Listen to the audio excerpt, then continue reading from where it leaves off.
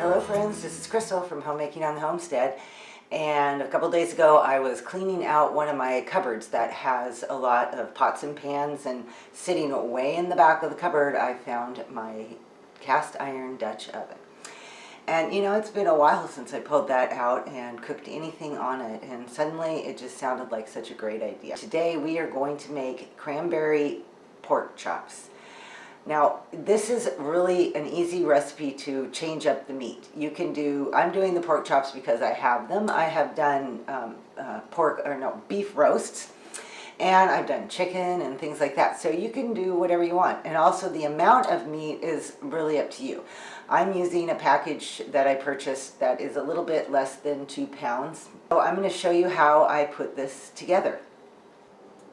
The first thing you need to do is turn your burner on to medium-high and let your cast iron heat up. It's really important to remember that when you cook with cast iron that you need to wait and be patient to let everything heat up and get hot. That's the way they perform their very best. Here's what else you're going to need for this recipe, and I also have the recipe written in the box below so that you can find it easily. Like I said, I have my pork chops. They're boneless pork loin chops. I have lightly salt and peppered them on each side.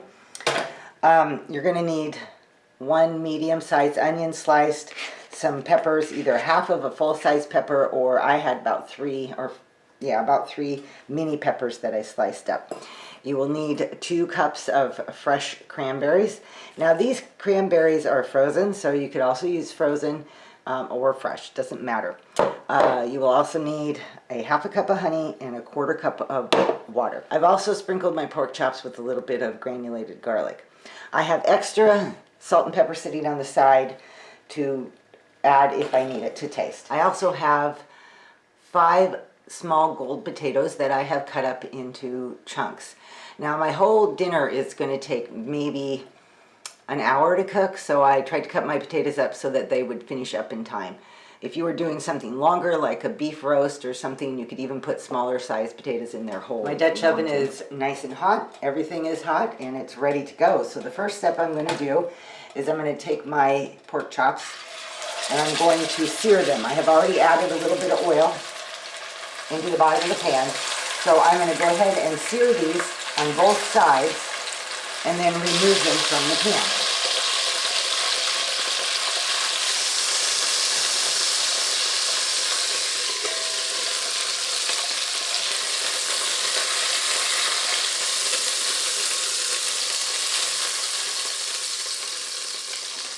My pork chops are all browned, so I'm going to now set that aside. And back in here, I am going to add my sliced onion and my peppers.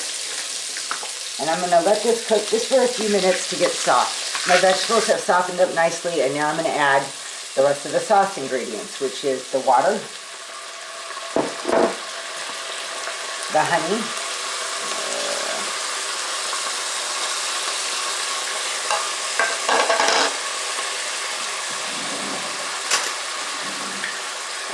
stick in the cup.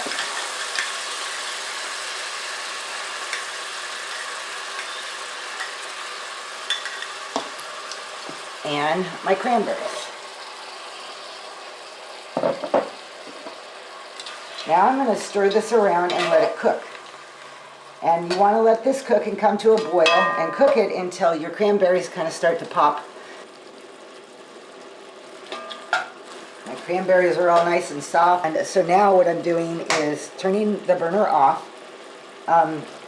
You might want to take a little taste test to see if yours needs any extra salt at this point. I salted my meat pretty good, so it really didn't seem to need any extra. Alright, so now the next job is to take your pork chops and put them back into the pot and kind of smoosh them around into the cranberry sauce.